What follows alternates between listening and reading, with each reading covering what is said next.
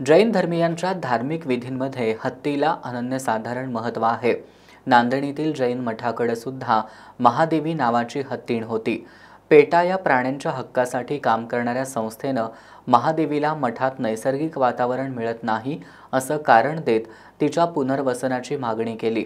उच्च न्यायालयासह सर्वोच्च न्यायालयानं ही मागणी मान्य करत महादेवीला रिलायन्स समूहाच्या जामनगरमधील वनतारा या प्रकल्पात हलवण्याचा आदेश दिला. न्यायालयाच्या या आदेशानंतर नांदणी आणि परिसरातील लोकांमध्ये महादेवीच्या जाण्यानं कमालीची अस्वस्थता निर्माण झाली आहे. याच अस्वस्थतेतून नांदणी आणि परिसरातील बायकॉट रिलायन्स मोहीम सुरू झाली आहे. त्याचा सर्वाधिक फटका जिओ कंपनीला बसू लागलाय. जिओमधून अन्य कंपन्यांकडे वळणाऱ्या ग्राहकांची मनधरणी करताना जिओ कंपन्यांच्या कर्मचाऱ्यांची दमछाक होऊ लागली आहे. तर ग्राहक आमचा हत्ती आणून द्या मग जिओ चालू करू अशा शब्दात त्यांना सुनावू लागलेत. पर्सनल कोणाचे इश्यूमुळे तुम्ही पर्सनल इश्यू आहे. समाजाचा इश्यू हा पर्सनल असू शकतो का?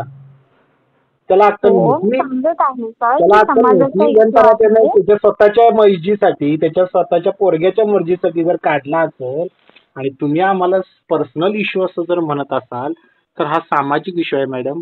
आणि सामाजिक इश्यूसाठी आम्ही 3 जिल्ह्यातनं सगळे सिम डिॲक्टिव्हेट करतोय. तुमच्या सर्व्हिस इथून सगळ्या बंद होतील. आणि सांगा त्या अंबानीला जर दम असेल तर परत आमचा हत्ती आम्हाला मिळवून दे आणि हा असा परत पाठव. तर तुझं जिओ इथं चालून देणार नाही तर चालून देत नाही. हे आहे जिओ कंपनीचे संतापलेले ग्राहक आणि त्यांची मनधरणी करणारे जिओ कंपनीच्या कॉल सेंटरमधील कर्मचारी यांच्यातील संभाषण. नांदणीच्या जैन मठातील महादेवी हत्तीणीला सर्वोच्च न्यायालयाच्या आदेशानुसार पुनर्वसनासाठी रिलायन्स समूहाच्या वनतारा या खाजगी प्राणी संरक्षण केंद्रात हलवण्यात आलं. न्यायालयाचा निर्णय आणि त्यावर शासकीय यंत्रणांनी केलेली कृती याचे नांदणीसह जैन मठाच्या कार्यक्षेत्रातील 700हून अधिक गावांमधून जे पडसाद उमटतायत त्याचं हे प्रातिनिधिक रूप आहे. महादेवीला अंबानींच्या खाजगी अभयारण्यात हलवण्यात आल्याच्या रागातून नांदणीसह मठाच्या कार्यक्षेत्रातून बायकॉट रिलायन्स मोहीम सुरू झाली आहे. याचाच भाग म्हणून जिओचे ग्राहक धडाधड पोर्ट आउटचे मेसेज पाठवू लागल्यानं जिओची टीम हादरली आहे. पोर्ट आउटचा मेसेज करणाऱ्या ग्राहकांशी संपर्क साधून त्यांची मनधरणी करताना कॉल सेंटरवर कार्यरत कर्मचाऱ्यांची दमछाक होऊ लागली आहे. आता सध्या तरी आम्ही दुःखातच आहे. कारण आमच्या घरातला एक व्यक्ती गेल्यासारखं आमच्यावर एक दुःखाचं संकट आलेलं आहे.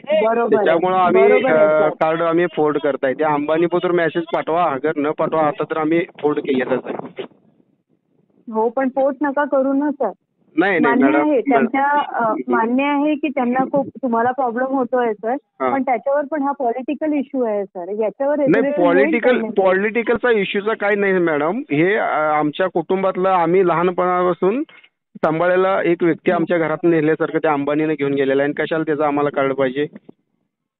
आमच्या पूर्ण भावनेशी पूर्ण अंबानी खेळलेला आहे. त्याच्यामुळे आम्हाला ते कार्ड बंद करायचं म्हणजे फोल्ड करायचं आहे. जिओचे ग्राहक मात्र कर्मचाऱ्यांच्या या मनधरणीला बधत नसल्याचं दिसतंय. महादेवी हत्तीण अंबानींच्या वनतारा प्रकल्पात हलवल्याचा राग ग्राहकांच्या बोलण्यातून स्पष्ट जाणवतोय. काही ग्राहक तर संतापून आमचा हा राग अंबानींपर्यंत पोहोचवा असं सांगतायत. सगळे जिओ पोर्ट करणार आहे. इथून पुढे रिलायन्सला आम्ही बॅन करणार आहे पूर्ण 3 जिल्ह्यात. हो, परंतु पोर्ट का बरं करते? बघा तुमचा रिचार्ज पण बाकी आहे सर. सोबतच तुम्हाला सर्व्हिस चांगली भेटत असेल. जसा आम्ही हत्ती त्यांना दान केला तसा आम्ही रिचार्ज पण दान केला. काय फरक पडत नाही रिचार्ज आम्हाला. काय म्हणत आहे तुम्ही? आमचा हत्ती जर ते आम्ही त्यांना दान केला असेल तसा आम्ही आमचा रिचार्ज पण दान केला. पर्सनल कोणाच्या इश्यूमुळे तुम्ही पर्सनल इश्यू आहे. समाजाचा इश्यू हा पर्सनल असू शकतो का? त्याला त्याच्या स्वतःच्या मर्जीसाठी, त्याच्या स्वतःच्या पोरग्याच्या मर्जीसाठी जर काढला असेल आणि तुम्ही आम्हाला पर्सनल इश्यू असं जर म्हणत असाल तर हा सामाजिक इश्यू आहे मॅडम. आणि सामाजिक इश्यूसाठी आम्ही 3 जिल्ह्यातनं सगळे सिम डिॲक्टिव्हेट करतोय. तुमच्या सर्व्हिस इथून सगळ्या बंद होतील. आणि सांगा त्या अंबानीला जर दम असेल तर परत आमचा हत्ती आम्हाला मिळवून दे आणि हा असा परत पाठव. तर तुझं जिओ इथं चालून देणार नाही तर चालून देत नाही. काही ग्राहक खास कोल्हापुरी शैलीत आपला संताप व्यक्त करत आमचा हत्ती आणून द्या मगच जिओ चालू करू अशा शब्दात कर्मचाऱ्यांना सुनावतायत.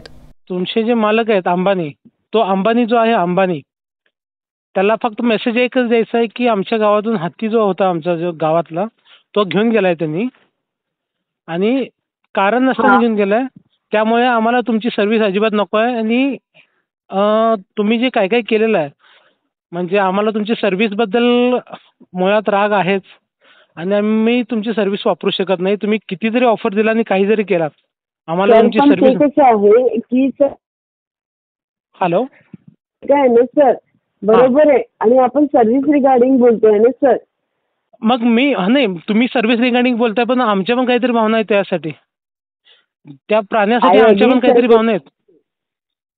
डेफिनेटली सर, मी असं नाही म्हणते की भावना आहे, सगळे रिच्युअल्स आहे, सगळ्या गोष्टी मी मान्य करते सर.